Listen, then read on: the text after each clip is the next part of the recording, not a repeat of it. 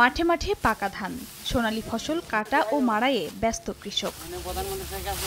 মৌলভীবাজারের কাওয়াতিঘি, হাকালুকি ও হাইল হাওর সহ সবগুলো হাওরে এখন পাকা ধান।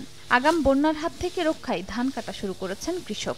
শ্রমিকের পাশাপাশি ধান কাটায় ব্যবহার হচ্ছে কম্বাইন্ড হারভেস্টার মেশিন। তবে খরা ও অনাবৃষ্টিতে ধানের চিটা দেখা দিয়েছে বলে জানান চাষি। ধানে তো সুসা পাইলে আমরা সারা বছর ওর খুরাকি একটা ফসল আমরা কোনো ফসল নাই। সিটাও হয় আমরা বর্তমানে অর্ধি দানও আমি পাইতাম না। বন্যার আগে আশা করলাম আমরা তুলতে পারবো, কিন্তু আমরা আর বৃষ্টি না হওয়ায় আমরা ধানটা অর্ধেক শুষ হয়ে গেছে। একই অবস্থা হবিগঞ্জের বিভিন্ন হাওরের। এরই মধ্যে কাটা হয়েছে 30 ভাগ ধান। তবে সরকারি গুদামে ধান বিক্রি ও ন্যায্য মূল্য নিয়ে শঙ্কায় কৃষক। এবার ফলন ভালো হয়েছে, আমরা দ্রুত চেষ্টা করতেছি বান বন্যা পাওয়ার আগে জমিন কাটিয়া তুলে লাইতে পারি। এখন যদি আমরা ধান উচিত মূল্য বিক্রি না করতে পারি তাহলে আমরা কৃষক তো কিছুভাবে বাঁচতে পারবো না। গত বন্যায় ও চলতি বছরে খরায় ক্ষতিগ্রস্তদের তালিকা করে সহায়তা দেওয়ার আশ্বাস কৃষি বিভাগের।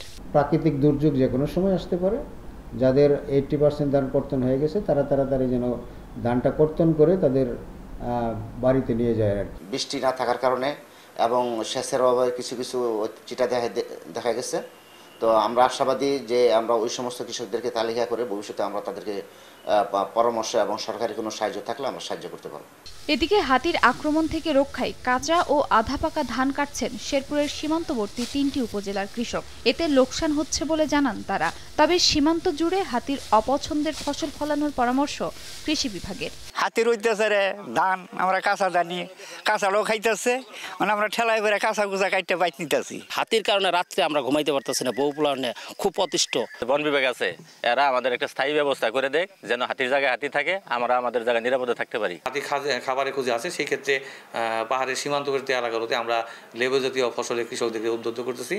কৃষি বিভাগের তথ্য মতে এবছর মৌলভীবাজারে ৬২,১৪০ হেক্টর, হবিগঞ্জে ১,২৩,৮৪৭ হেক্টর এবং শেরপুরের সীমান্তবর্তী ৩ উপজেলায় ৫৫,৪৩৯ হেক্টর জমিতে বোরো আবাদ হয়েছে। খাদিজা স্বপ্না, সময় সংবাদ।